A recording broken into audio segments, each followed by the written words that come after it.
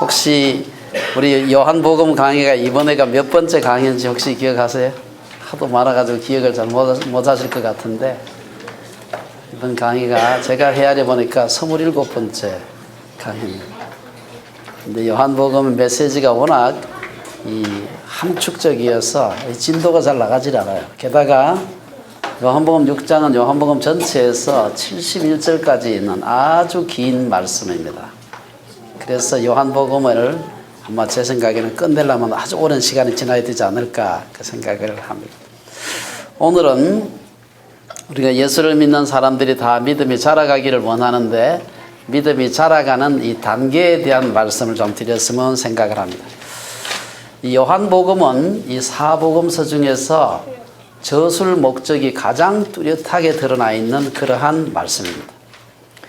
구체적으로 요한복음 20장, 요한복음 21장까지 있는데 20장 끝에 보면은 이렇게 쓰여 있습니다. 예수께서 제자들 앞에서 이 책에 기록되지 아니한 다른 표적도 많이 행하셨으나, 그러니까 요한복음에 기록된 표적만 아니고 다른 표적도 많이 행하셨으나 오직 이것을 기록하면 너희로 예수께서 하나님의 아들 그리스도이심을 믿게 하려 하며 또 너희로 믿고 그 이름을 힘입어 생명을 얻게 하려 함이니라.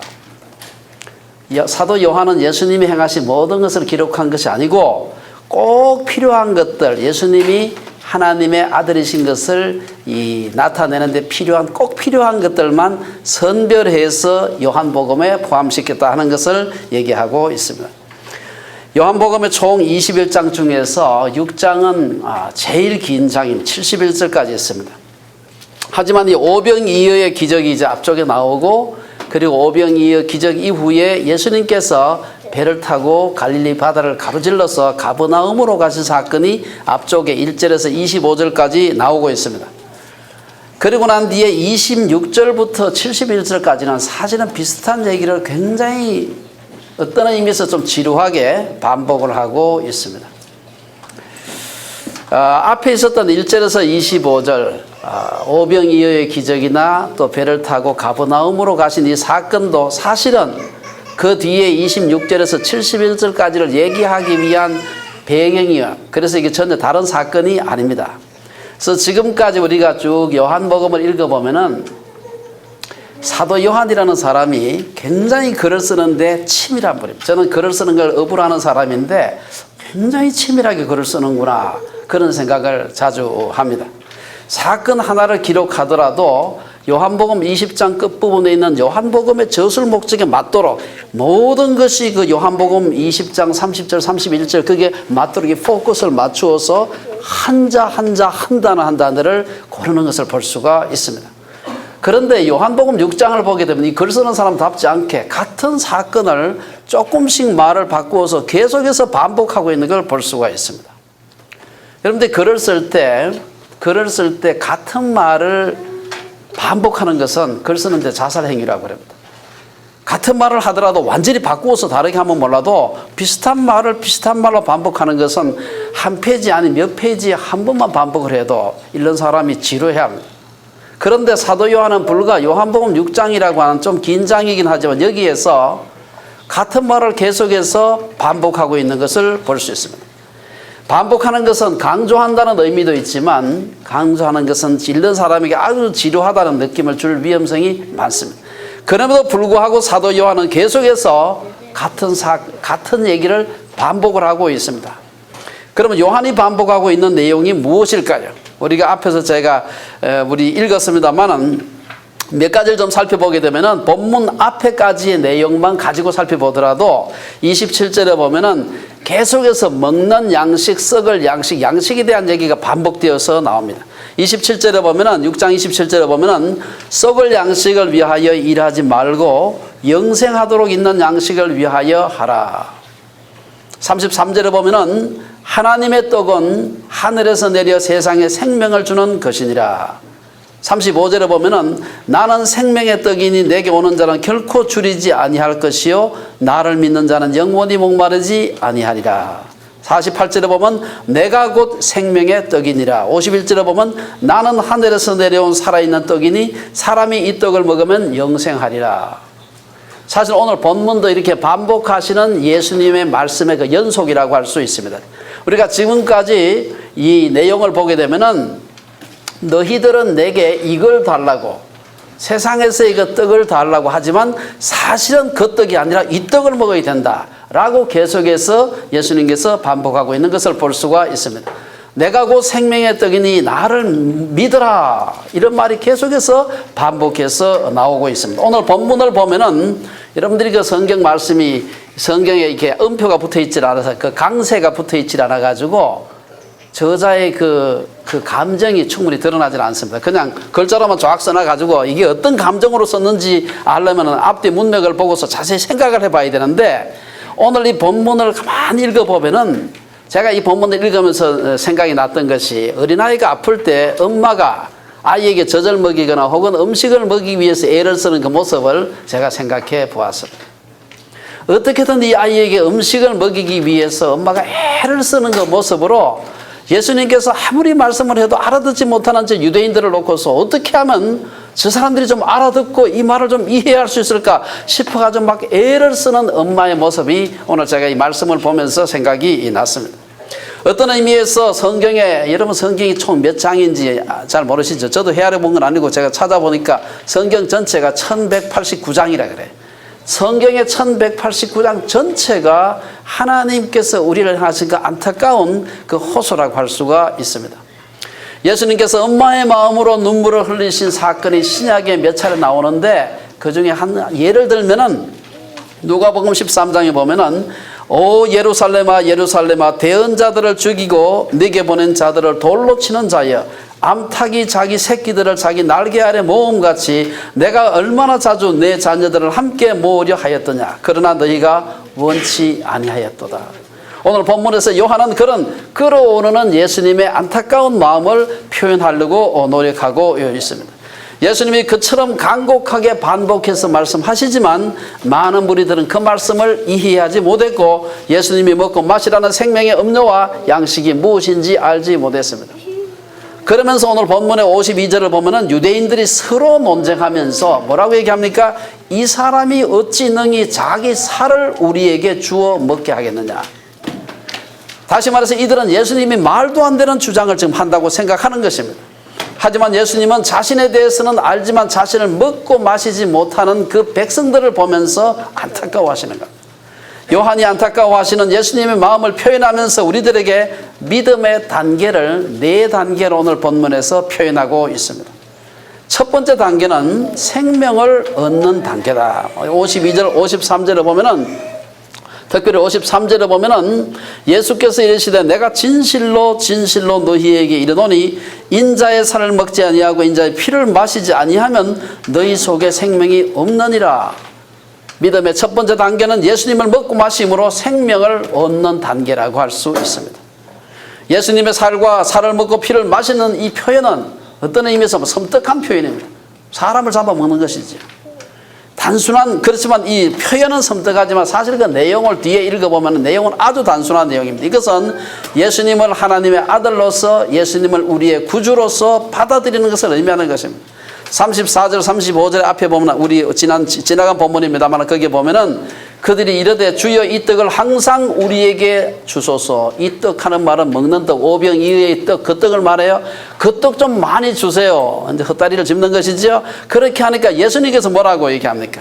예수께서 이르시되 나는 생명의 떡이니 내게 오는 자는 결코 줄이지 아니할 터이요 나를 믿는 자는 영원히 목마르지 아니하리라. 무슨 얘기입니까? 배고프지 않게 하는 그것은 광야에서 먹었던 오병이어의 기적 때 먹었던 그 떡이 아니라 바로 나다. 나를 믿는 것이다 라고 하는 것을 얘기하는 것입니다. 예수님은 자신의 피와 살을 먹지 않으면 생명이 없다는 사실이 너무나 중요하기 때문에 오늘 53절에 보면은 내가 진실로 진실로 너희에게 이르노니, 이걸 그 그리스 말로는 내가 진실로 진실로 아멘 아멘, 이렇게 아멘 한 번 하는 게 두 번 하면 더 중요하다 그랬죠. 예. 무엇 때문에 왜 예수님은 자신을 음식이요 음료라고 계속 말씀하고 있는가요? 많은 백성들은 여러 날 동안 예수님을 따라다니면서 말씀을 들었지만 예수님의 겉모습을 보고 예수님이 주는 그 떡과 빵을 보면서 따라다녔습니다. 그들은 예수님이 생명의 떡이라고 말하니까 아까 말씀하신 대로 이 사람이 어찌 자기 살을 우리에게, 자기 살찜을 떼가지고 우리에게 주겠느냐, 이런 엉뚱한 얘기를 하고 있는 겁니다. 이것은 이들이 예수님 말씀을 전혀 이해하지 못했음을 의미하는 것입니다. 이에 대해서 예수님은 단호하게 다시 그 말을 또 반복하고 또 반복하고 있는 것을 볼 수가 있습니다. 인자의 피를 마시고 인자의 살을 먹으라고 말씀하시는 겁니다.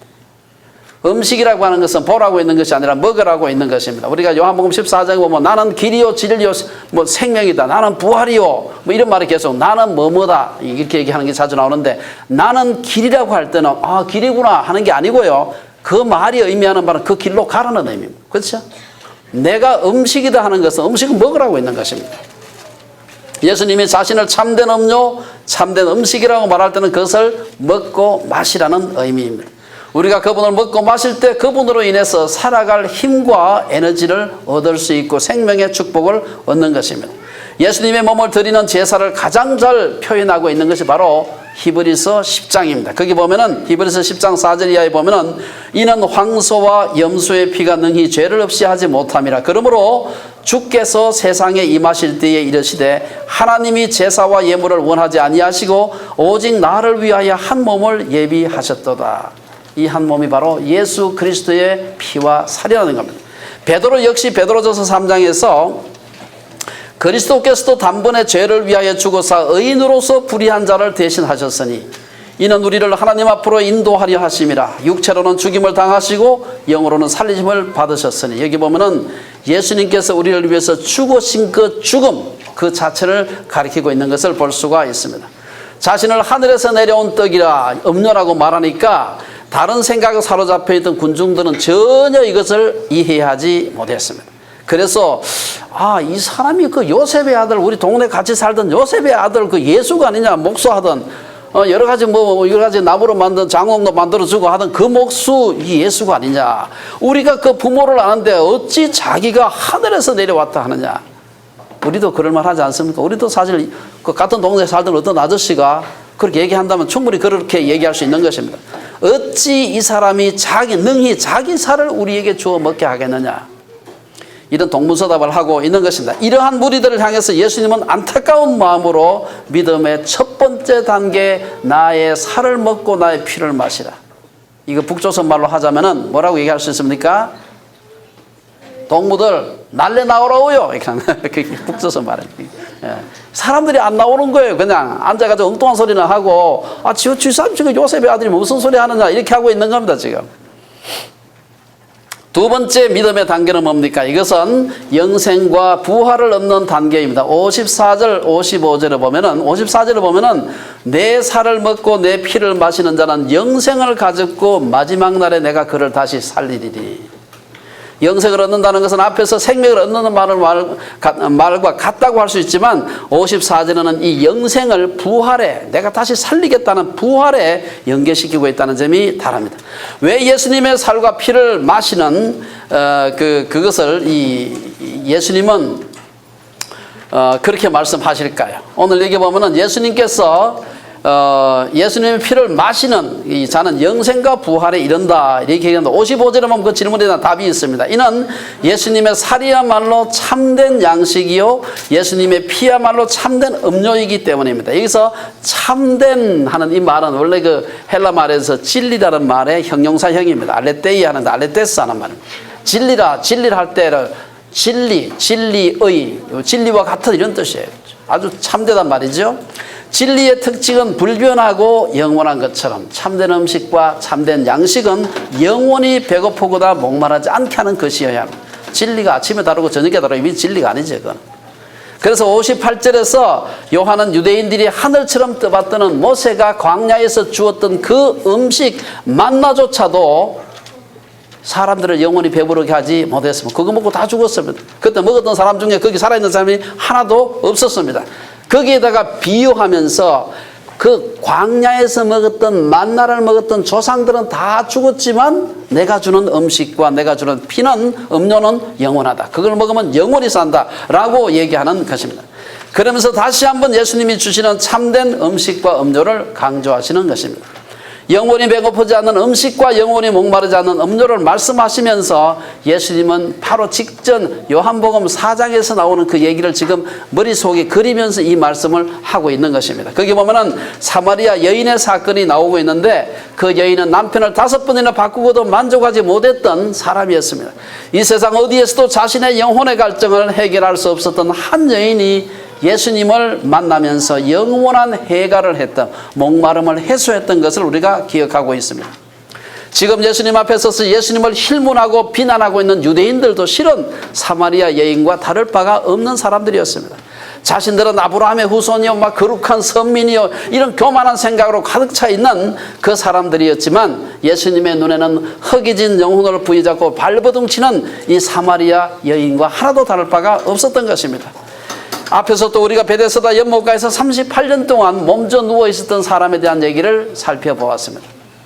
예수님께서 보실 때는 저들도 지금 앞에서 자기가 막 대들고 막 논쟁하고 하고 있는 유대인들도 결국은 저 베데스다 연못가에 38년 동안 안전병이로 있었던 그 병자와 다를 바가 없다고 본 것입니다.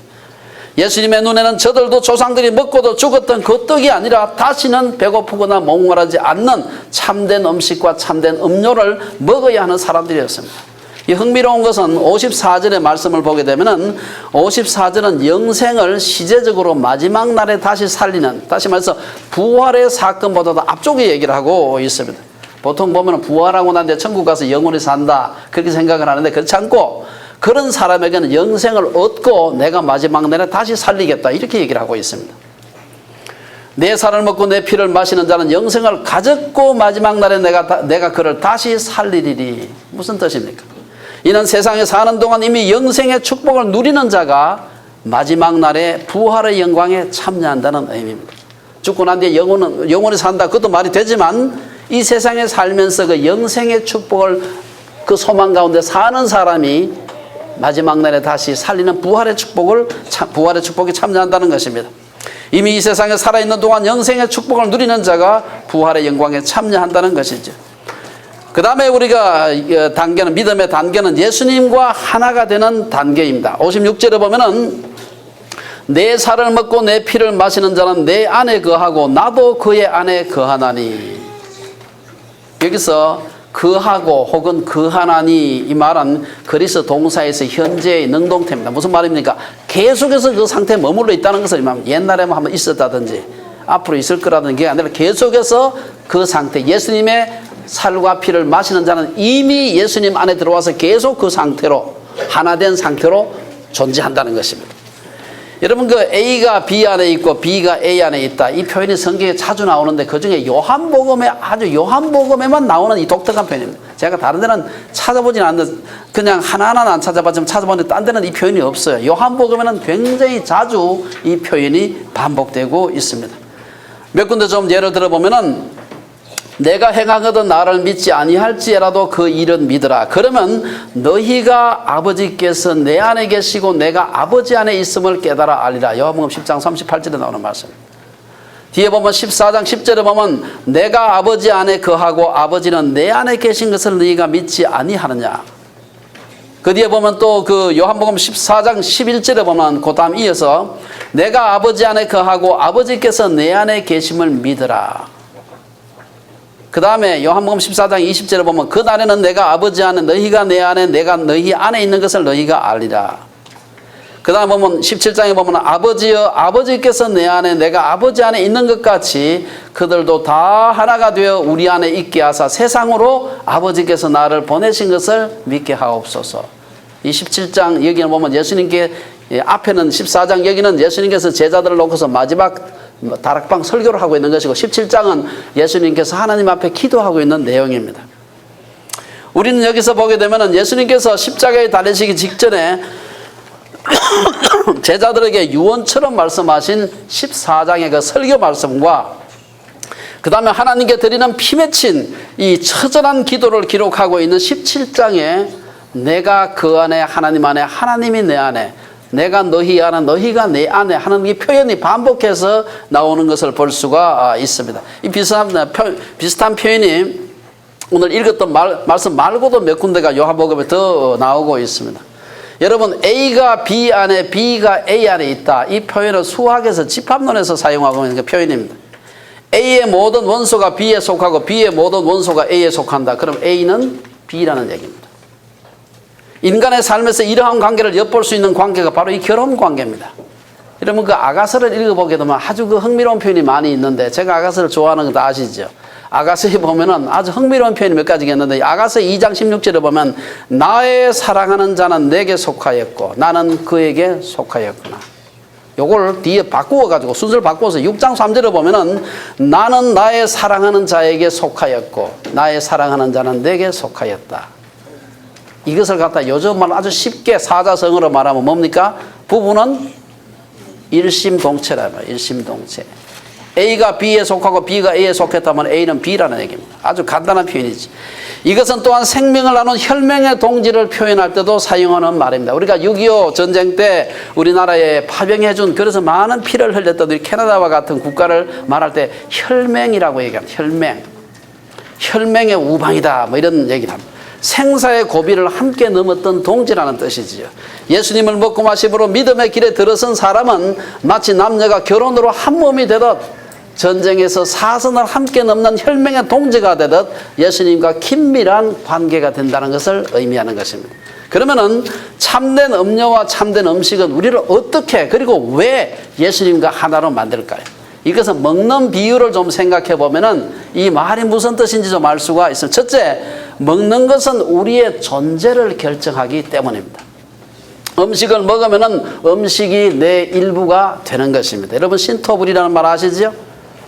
신토불이라는 말을 어떻게 번역할까 우리 양본모가 지금 고민하고 있던데 신토불이라는 말 아시죠? 내가 먹는 것이 바로 나다. 이 책 제목입니다. 여러분 시중에 나와 있는 요새 잘 팔리고 있는 책 중에 내가 먹는 것이 내가 되는 것입니다. 이는 먹는 것과 우리의 존재가 밀접하게 관련되어 있음을 의미하는 것입니다.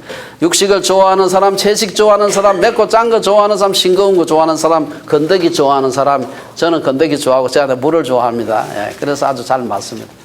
어떤 사람은 또 물을 좋아해요. 이 세상에 국물 좋아하는 사람도 있구나. 저는 결혼하고 처음 알았습니다. 어쨌든 사람의 먹는 것을 보면 그 사람이 어떤 사람인지 어느 정도 짐작할 수 있습니다. 음식을 어떻게 무엇을 먹느냐 보면 그 사람 체형도 그것 때문에 결정되고요. 심지어 얼굴 모양도 심지어 성품도 먹는 대로 가는 것입니다.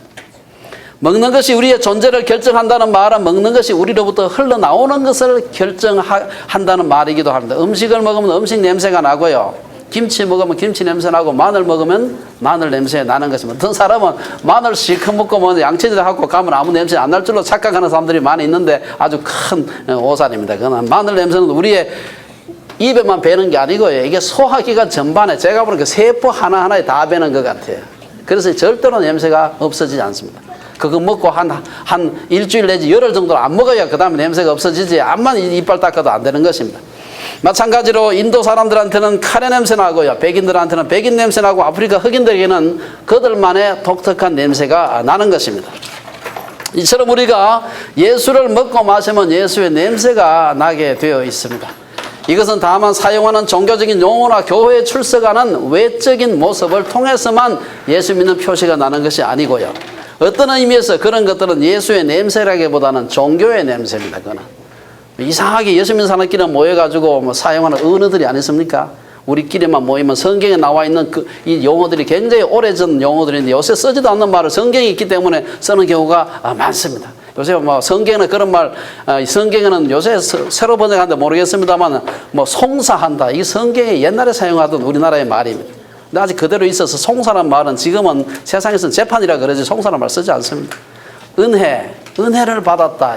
이 사실은 은혜를 받았다. 은혜가 요새는 전혀 다른 의미로 쓰이는데 감동했다 이 말을 은혜 받았다 이렇게 우리끼리 사용하는 말 이게 다른 사람들은 모르는 말입니다.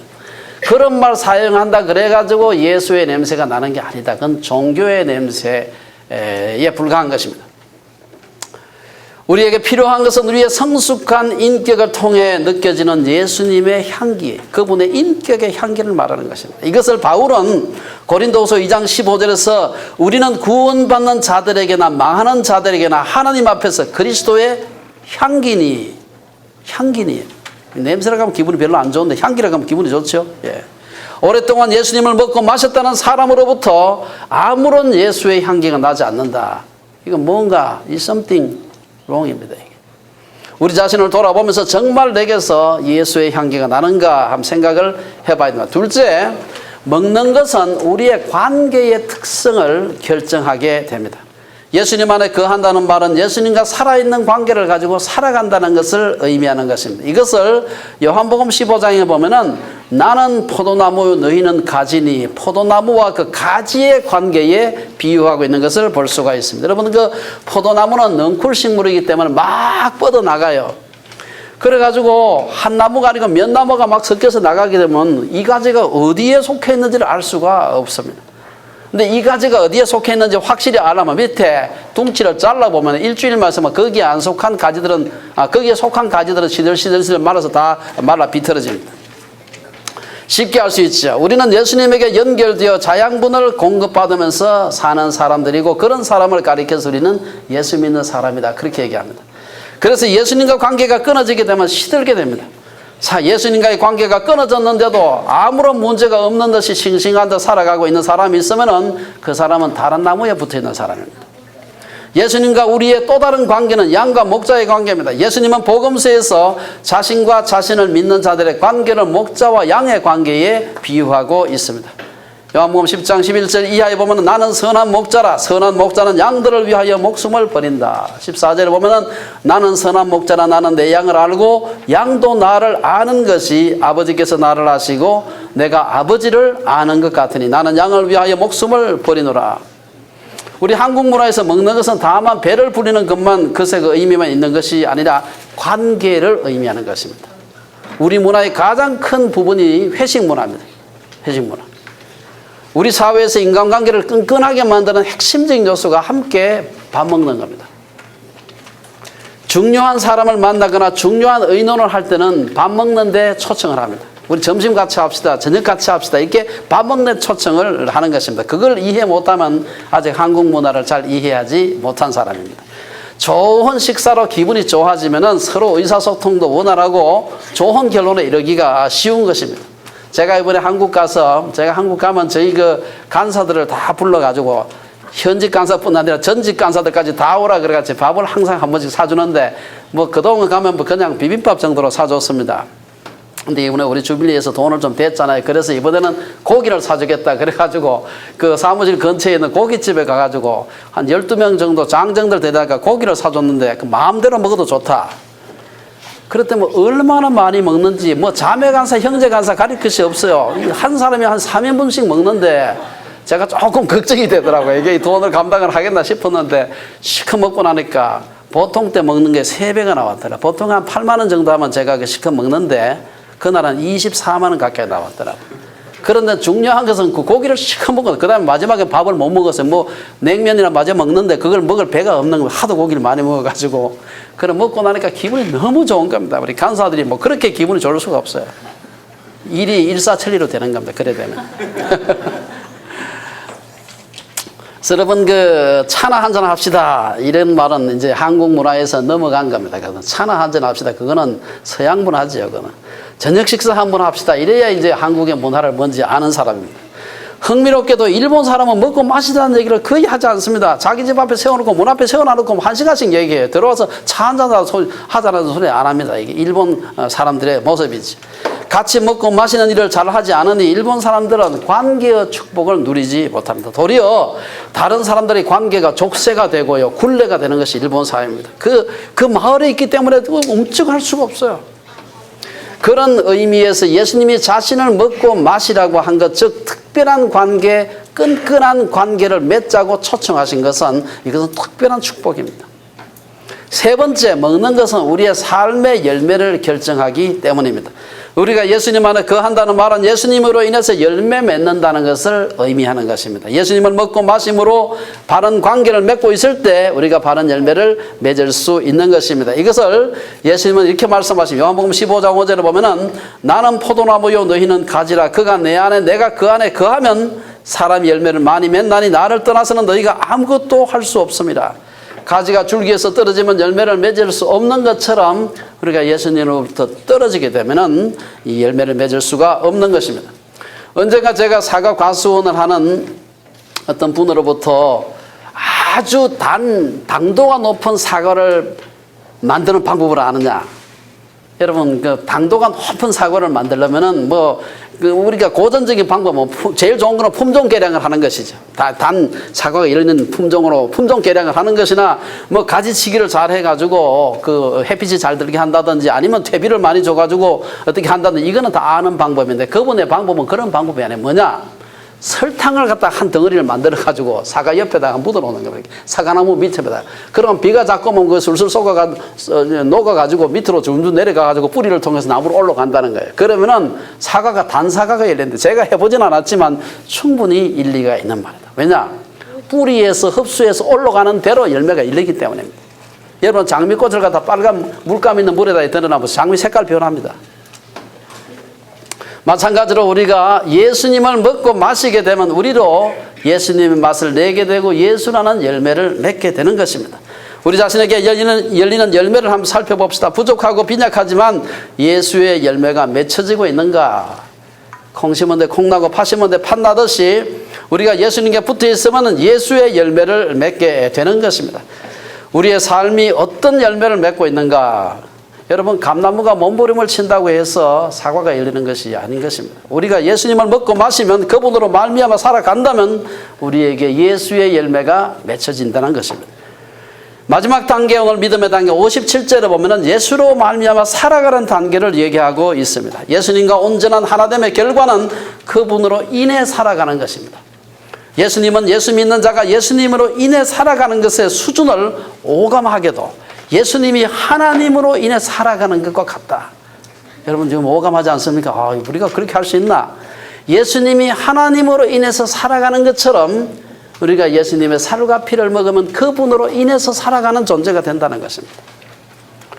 누구누구로 인해 살아간다. 이 말은 무슨 뜻입니까? 이것은 가장 밀착된 관계, 가장 살아가는 관계, 가장 의존적인 관계를 표현할 때 쓰는 말입니다. 이러한 관계를 엿볼 수 있는 세상에서의 그 관계가 뭡니까? 이것은 부부관계요, 남녀간의 사랑하는 관계입니다. 세상에서 이 말은 정말 사랑하는 연인과의 관계를 표현할 때 사용하는 말입니다. 서로 사랑하는 관계가 되면 될수록 우리는 점점 더 상대방에게 의존하는 그런 존재가 되어가는 것입니다. 사랑하는 사람에게 의미 있는 일이 내게도 의미 있는 일이 되고요, 사랑하는 사람의 행복이 자신의 행복이 되는 것입니다. 왜 청춘 남녀들의 사랑이 이루어지지 못했을 때 그렇게 절망하는 것입니까? 그로 인해 자신의 존재에 의미가 있었는데, 그로 인해 자신의 일에 의미가 있었는데, 그로 인해 자신의 하루하루의 삶이 의미가 있었는데, 바로 그 의미가 이 의미의 원천이 되는 사랑과의 관계가 깨어졌기 때문에 그렇게 절망하는 것입니다. 예수님으로 말미암아 살아간다는 것은 예수님의 온전한 제자로 살아간다는 것이고 믿음의 마지막 단계입니다. 이것은 예수님처럼 나아가 예수님으로 살아가는 것입니다. 저는 이것이 기독교 세계관 운동의 목표라고 생각을 합니다. 예수님의 삶은 예수님을 믿는 사람들의 삶을 통해서 드러나는 것입니다. 성경은 우리들로 하여금 세상에서 예수님으로 살아가라고 요청하는 것입니다. 크리스천의 말은 작은 그리스도라는 의미입니다. 크라이스트하고 이게 IAN 붙이면 크리스천 하는 말 자체가 작은 그리스도라는 의미입니다. 그분의 삶을 살아가는 작은 예수요, 예수의 대리자로 살아가는 것입니다. 소망 없는 세상, 불평과 불만이 가득 찬 세상에서 기쁨과 감사함으로 사망의 권세를 이기신 예수님을 세상에 보여주면서 살아가는 것입니다. 요한은 예수님을 먹고 마시는 사람을 가리켜서 예수님으로 말미암아 살리라 57절에서 그렇게 표현하고 있습니다. 우리가 예수님으로 말미암아 사는 것의 원형은 예수님이 하나님으로 인해서 살아가는 것과 같다. 그렇게 얘기합니다. 예수님이 하나님의 말씀에 어떻게 순종하셨는지, 그분이 하나님께 어떻게 기도하셨는지, 그분이 어떻게 사람들에게 하나님의 말씀을 가르쳤는지, 이런 것을 보게 되면은 우리도 저렇게 살아야 되겠구나, 이 본이 되는 것입니다. 프로토타입이 되는 것이지. 예수님은 요한복음 17장 4절에 보면 아버지께서 내게 하라고 주신 일을 내가 이루어 아버지를 이 세상에서 영화롭게 하였사오니, 그러므로 너희도 그렇게 하라, 이 말이에요. 음식을 먹으면 그 음식이 우리 속에 들어와 에너지가 되고 힘이 되는 것입니다. 예수님을 먹는다는 말은 그분의 생명력, 생기가 우리 속에 들어와서 예수님이 우리 속에 사는 것입니다. 바울이 갈라디아에서 고백한 말이 바로 그것을 가리키는 말입니다. 갈라디아서 2장 20절 우리가 잘 아는 말씀인데 내가 그리스도와 함께 십자가에 못 박혔나니 그런즉 이제는 내가 사는 것이 아니 오직 내 안에 그리스도께서 사시는 것이라. 이제 내가 육체 가운데 사는 것은 나를 사랑하사 나를 위하여 자기 자신을 버리신 하나님의 아들을 믿는 믿음 안에서 사는 것이라. 이것은 율법주의자로 살아가는 것을 의미하지 않습니다. 교리에 찌들린 종교인으로 사는 것을 의미하지 않습니다. 어떤 사람은 경건을 우울로 생각하시는 분이 있습니다. 경건하다 그러면 웃지도 않고요. 막 그냥 우거지장으로 팍 찡그려가 살아가는 걸 경건하게 사는 줄로 생각하는 사람인데 그건 전혀 그렇지가 않습니다. 하나님이 우리에게 주신 예수님의 생명과 은사를 가지고 적극적으로 하나님과 이웃을 섬기면서 사는 것입니다. 이는 자신의 사명과 소명을 가지고서 살아가는 것입니다. 제가 이제 나이가 조금 들다 보니까 이제 은퇴할 때가 이제 몇 년 안 남았잖아요. 보통 대학에 있으면 한 65세 되면 은퇴하지 않습니까? 나이가 한 60세 되면 교수들이 공부를 잘 안 해요. 왜냐? 어차피 교수 승진 다 했으니 올라갈 데도 없지.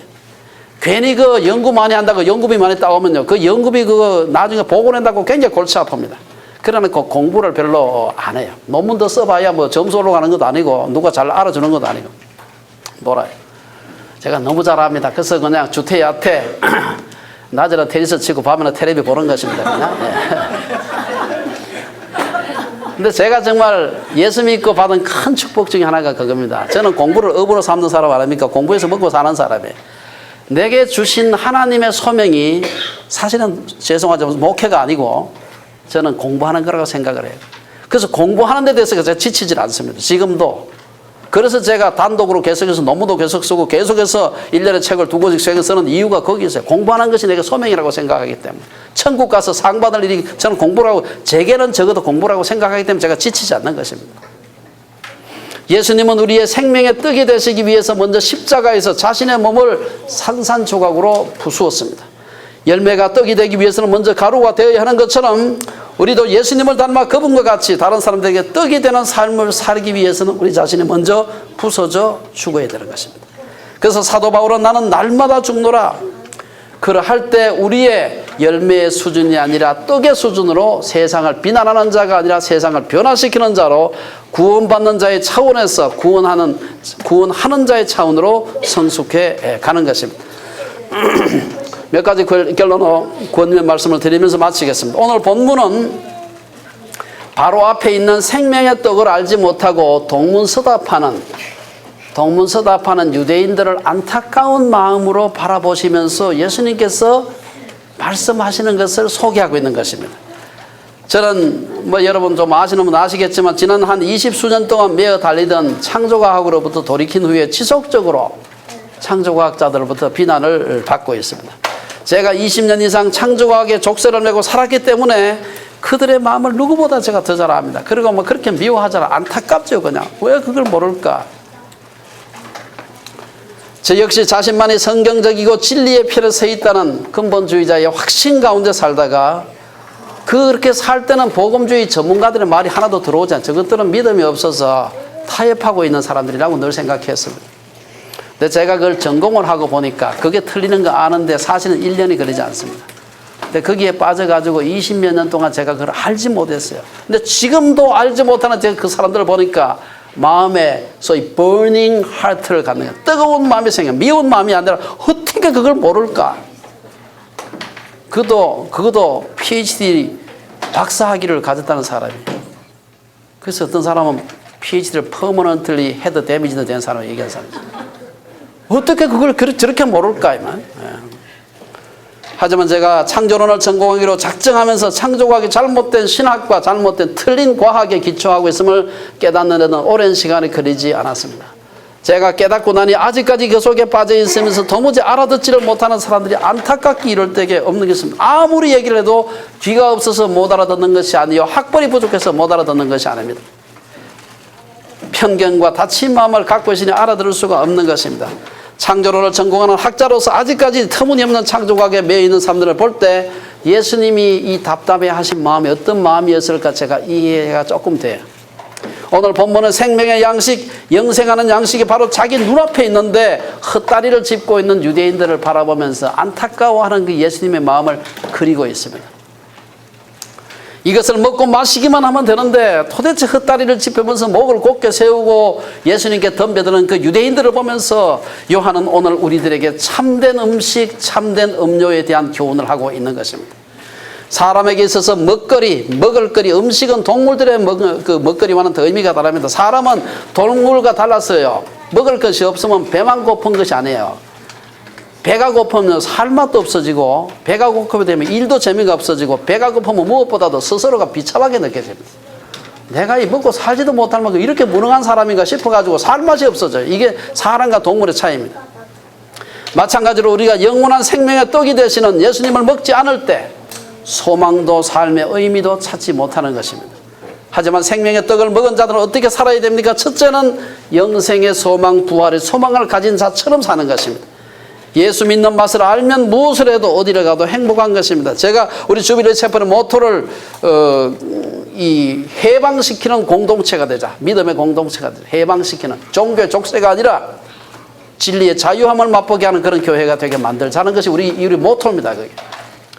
둘째, 이 복된 삶을 모르는 자들에게 생명의 떡을 소개해야 될 책임이 우리에게 있는 것입니다.